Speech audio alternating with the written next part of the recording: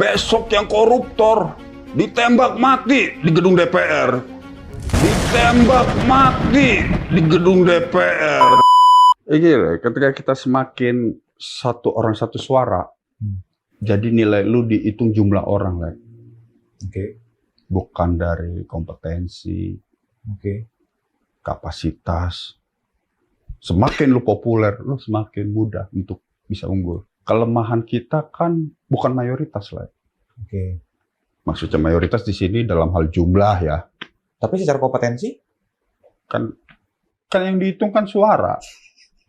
Suaranya kan kompetensi emang dihitung dari suara, lah. Enggak kan, lah. Oke. Ya, gue terus terang orang yang sangat anti demokrasi dalam arti satu suara satu orang ya.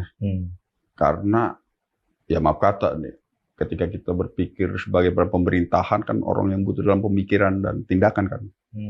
Jadi suara pencopet, suara tukang bakso sama dengan suara seorang profesor atau suara jenderal gitu.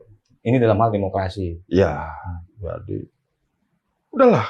Bahkan gue saking gue ekstrim menilai, gue mimpi dalam kondisi pemerintahan sekarang yang paling bener emang udah mungkin rejim kali kalau gue. Kenapa bisa lama Belanda menjajah kita? Kita sebut menjajah ya.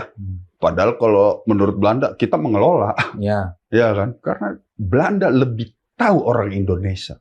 Karakter orang Indonesia.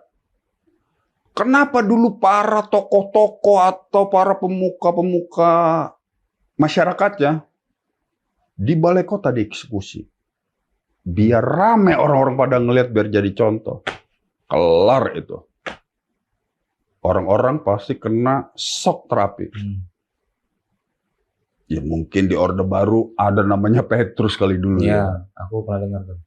Tembak-tembakin semua orang tuh. Para Bromo Cora, Gongli. Adem langsung tuh. Besok yang koruptor ditembak mati di gedung DPR. Jejerin ada 200. Bulan depan ada 200 lagi tembak mati. Nggak nyampe setahun. Wah, besok kita kuliah bisa gratis.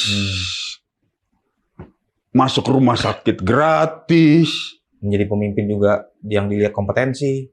Ya mau nggak mau lah. Ditembak. Makanya gue pernah punya mimpi lah. Mimpi gue besok pemimpin-pemimpin kita bakal mengeksekusi para koruptor.